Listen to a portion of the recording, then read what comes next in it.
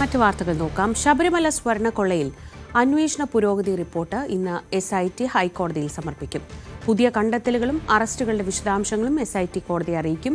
D മണിയെയും ഇന്ന് ചോദ്യം ചെയ്യും. ഡാനി പോൾ വിവരങ്ങളുമായി. ഡാനി, കേസൊരു വളരെ പ്രധാനപ്പെട്ട ഘട്ടത്തിലെത്തി നിൽക്കുകയാണ്. നമുക്ക് പരിചിതമായ പേരുകൾക്ക് അപ്പുറത്തേക്ക് ഇതിൽ ആരൊക്കെ ഇടപെട്ടിട്ടുണ്ട് എന്നത് ഒരു പക്ഷേ ഇന്നത്തെ റിപ്പോർട്ടിലായിരിക്കും അറിയുക. സ്മാർട്ട് ക്രിയേഷൻ CEO അടക്കം കസ്റ്റഡിയിലെടുത്തതിന് ശേഷമുള്ള റിപ്പോർട്ട് എന്ന നിലയ്ക്ക് ഇന്ന് എന്തൊക്കെയാണ് നമ്മൾ ഇതുമായി ബന്ധപ്പെട്ട് പ്രതീക്ഷിക്കുന്നത്? ശ്രീജ, കോടതി കഴിഞ്ഞ തവണ എല്ലാം തന്നെ ഇതിൽ ഇടപെടുമ്പോൾ ഇതിനു മുൻപ് നിശിതമായ വിമർശനം അന്വേഷണ സംഘം ഏറ്റുവാങ്ങേണ്ടി വന്ന ഒരു ഘട്ടം കൂടിയുണ്ട്. അതിൽ വലിയ രീതിയിലേക്ക് കോടതി വിമർശിച്ചിരുന്നു. എന്തുകൊണ്ട് നിങ്ങൾ ഈ അന്വേഷണം മരവിപ്പിച്ച ഒരവസ്ഥയിലേക്ക് പോകുന്നു, അല്ലെങ്കിൽ മരവിച്ച ഒരവസ്ഥയിലേക്ക് പോകുന്നു, മറ്റാരെങ്കിലേക്കും ചെല്ലാനായിട്ട് കഴിയാതെ പോകുന്നത് അടക്കമുള്ള ഒരു വിമർശനം ഉണ്ടായതിന്റെ ഒരു സാഹചര്യം ഉണ്ടായിരുന്നു. പൊടുന്നനെയാണ് പിന്നീട് കൂടുതൽ അന്വേഷണങ്ങളിലേക്കും എല്ലാം തന്നെ കടക്കുകയും കൂടുതൽ പേരുകൾ ഇതിലേക്ക് വരികയും എല്ലാം ചെയ്തത്. പക്ഷെ ഈ അന്വേഷണത്തിൽ എന്തുമാത്രം കാതലുണ്ട്, എവിടെയാണ് അന്വേഷണം എത്തി നിൽക്കുന്നത് എന്നതടക്കമുള്ള കാര്യങ്ങൾ കോടതിയെ കൂടി ബോധ്യപ്പെടുത്തേണ്ടതുണ്ട്. ഈ റിപ്പോർട്ട് ഇന്ന് കോടതിക്ക് മുൻപാകെ സമർപ്പിക്കും. ഇതിൽ എത്രമാത്രം അന്വേഷണ പുരോഗതി ഉണ്ടായിട്ടുണ്ട്, ഇതിൽ പറയുന്ന പോലെ പുറത്ത് ഈ കേൾക്കുന്ന ആക്ഷേപങ്ങളും ആരോപണങ്ങളും ശരിവെക്കുന്ന രീതിയിലേക്ക് അല്ലെങ്കിൽ ഏതെങ്കിലും രീതിയിലുള്ള കണ്ടെത്തലുകൾ ഉണ്ടായിട്ടുണ്ടോ എന്നതടക്കമുള്ള കാര്യങ്ങൾ നമുക്ക് ഇന്ന് കോടതിയിൽ സമർപ്പിക്കുന്ന റിപ്പോർട്ടിൽ അറിയാൻ സാധിക്കുമെന്ന് തന്നെയാണ് മനസ്സിലാക്കുന്നത്. കാരണം പുതിയതായ വെളിപ്പെടുത്തലല്ല, ചോദ്യം ചെയ്യലുകളും അറസ്റ്റുകളും ഉണ്ടായിട്ടുണ്ട്. ഒപ്പം തന്നെ ഡി മണി അടക്കം ഇന്ന് ചോദ്യം ചെയ്യുമെന്നെല്ലാം തന്നെയാണ്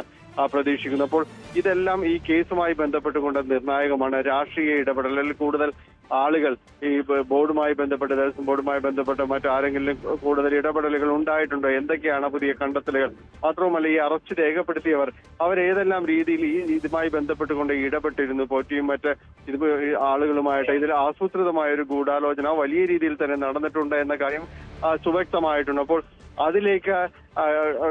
അതിലേക്ക് നീങ്ങാൻ കഴിയുന്ന ഏതെങ്കിലും കണ്ടെത്തലുകളും കാര്യങ്ങളുമാണ് ഈ റിപ്പോർട്ടുകൾ ഉണ്ടാകുമെന്ന് തന്നെയാണ് നമ്മൾ പൊതുവിൽ പ്രതീക്ഷിക്കുന്നത്. ഏതായാലും ഹൈക്കോടതിയുടെ നിരീക്ഷണത്തിലും വിലയിരുത്തലും വിധേയമായിട്ടാണ് ഈ അന്വേഷണം മുന്നോട്ട് പോകുന്നത്.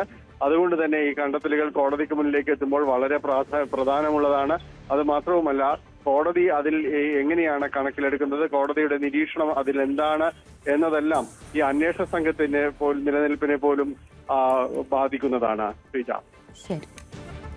ഡാനി പോളാണ് കൊച്ചിയിൽ നിന്ന് വിവരങ്ങൾ നൽകിയത്. ഇന്ന് ശബരിമല സ്വർണ്ണക്കവർച്ച കേസിൽ വളരെ പ്രധാനപ്പെട്ട ഒരു ദിവസമാണ്.